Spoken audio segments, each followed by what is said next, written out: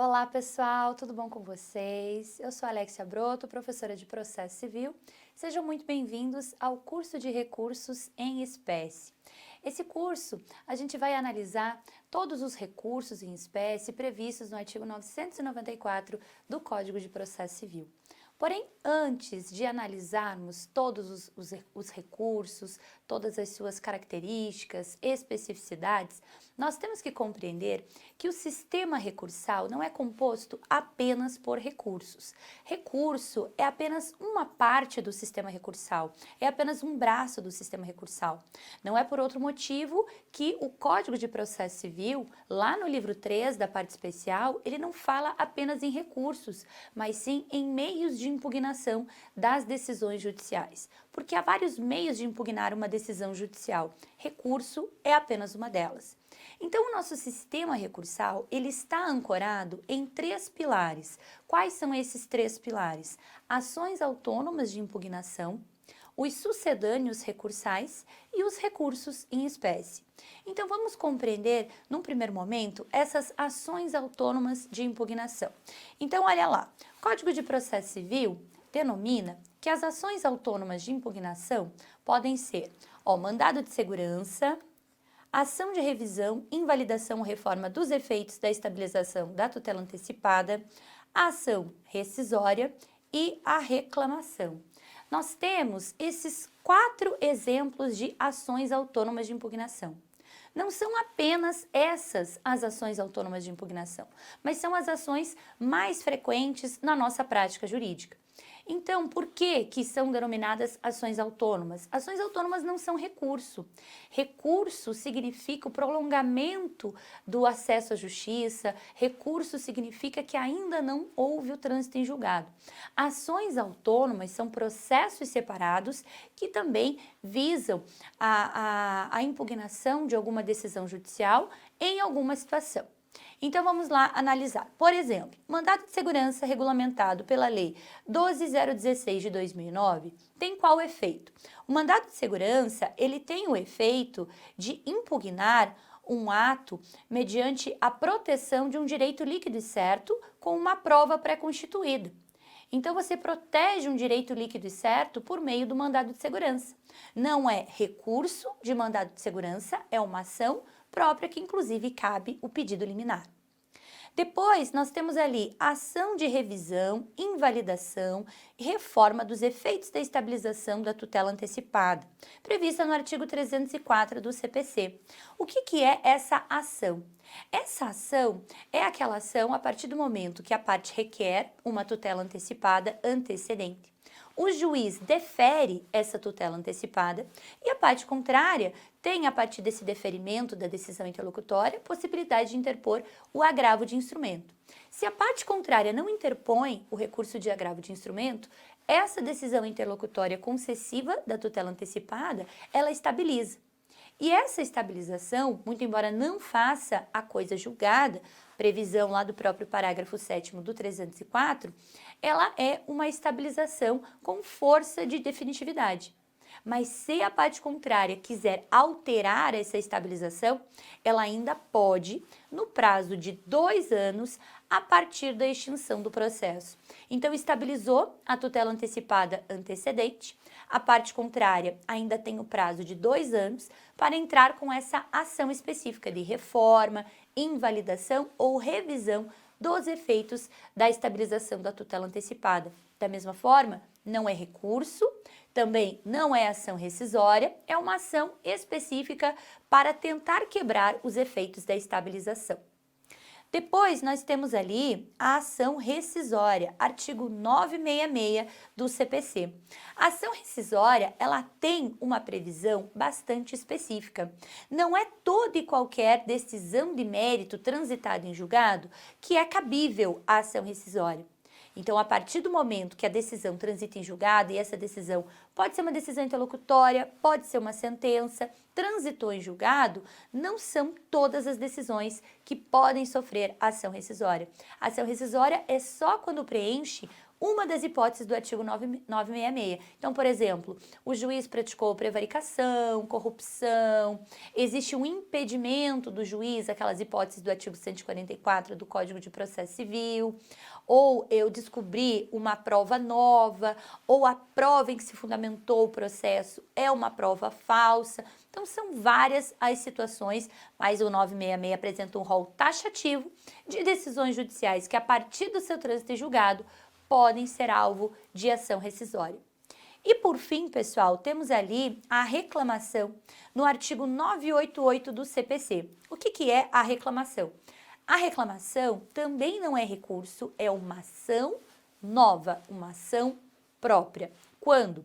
Quando existir a necessidade de você preservar a competência de um tribunal ou quando existir a necessidade de você preservar as decisões do tribunal.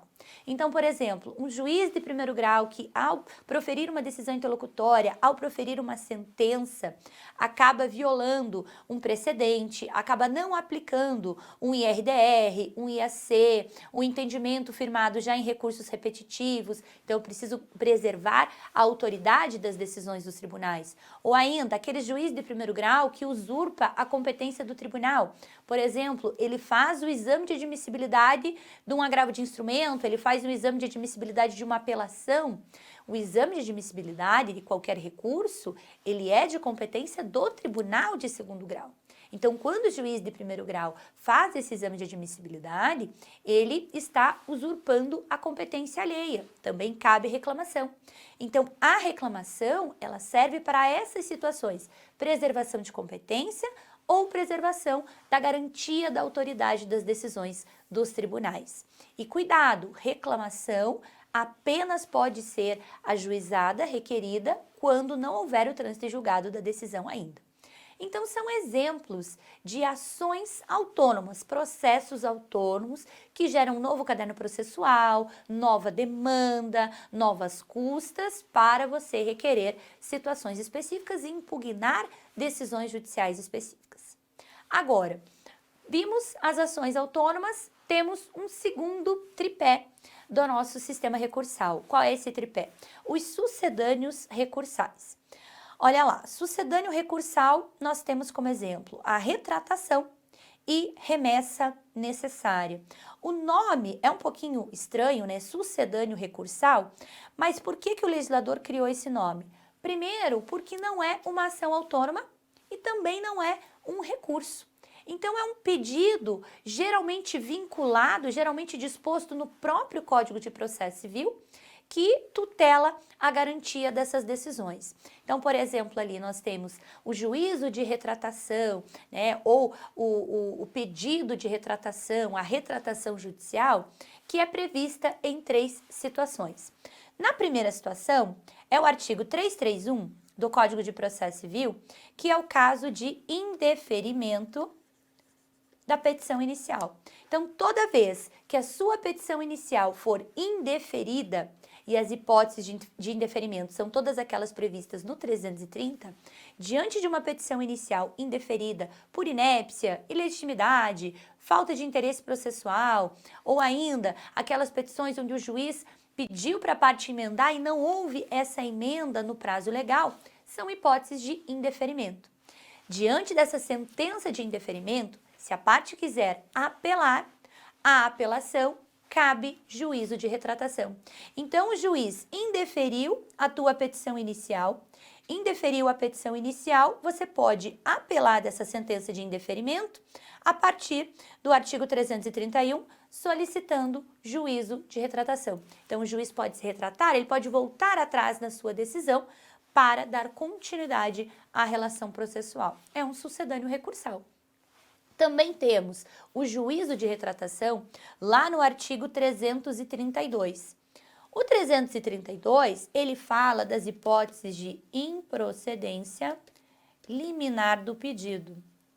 Improcedência liminar do pedido são aquelas situações do artigo 332 onde a sua petição inicial está completamente em desacordo com uma súmula do STJ, do STF, um enunciado do STJ, do STF, uma súmula vinculante, uma tese firmada em recursos repetitivos, ou seja, o objeto da tua pretensão viola o entendimento dos tribunais superiores. Diante dessa violação, é claro que o seu processo não vai ter condição nenhuma de vingar. Então, já no momento que o juiz recebe a tua petição inicial, ele já declara a improcedência liminar. Ele nega naquele ato o seu pedido, toda vez que o objeto da tua pretensão violar a manifestação dos tribunais, ou ainda no caso de prescrição ou decadência. Sentença com resolução do mérito. Quero apelar dessa sentença. Apelo e o juízo de primeiro grau pode exercer juízo de retratação da sentença que indeferiu, que declarou a improcedência liminar do seu pedido. E a última hipótese, que é uma novidade do Código de Processo Civil de 2015, fica a cargo do artigo 485, lá no seu parágrafo 7º, que são todas as decisões terminativas. O que são decisões terminativas? Decisões terminativas são todas aquelas sentenças sem resolução do mérito, previstas no artigo 485. Então, a sentença que acaba indeferindo a petição inicial, a sentença que declara uma incompetência absoluta, a sentença que declara a litispendência, a conexão, convenção de arbitragem. Então, todas as decisões judiciais previstas no artigo 485 geram sentença sem resolução do mérito. Quero apelar dessa sentença, posso, e o juízo de primeiro grau poderá exercer juízo de retratação sobre todas as sentenças terminativas, aquelas que o juiz não resolve o mérito. Então, esse é o segundo braço do nosso sistema recursal. E, por fim, e não menos importante, que é a nossa matéria especificamente, nós temos os recursos em espécie previstos lá no artigo 994 do CPC. Então, olhem lá. O 994 estabelece que nós temos 9 tipos recursais: a apelação, o agravo de instrumento, o agravo interno, embargos de declaração, recurso ordinário, recurso especial, recurso extraordinário, agravo em recurso especial ou extraordinário e embargos de divergência. Desses recursos aqui, é importante que a gente já compreenda que sobre eles todos existe o princípio da taxatividade, ou seja, só são recursos aqueles previstos no artigo 994. Os primeiros recursos aqui da apelação até os embargos de declaração são chamados de recursos ordinários. Por que são chamados de recursos ordinários? Porque ordinariamente são oferecidos para o juízo ou de primeiro grau ou de segundo grau, ao passo que do recurso ordinário até que os embargos de divergência, eles são chamados de recursos extraordinários. Por que extraordinários? Porque são endereçados aos tribunais superiores, tanto o recurso ordinário, especial, extraordinário, o agravo e os embargos de divergência são oferecidos perante os tribunais superiores, perante o STJ, perante o STF.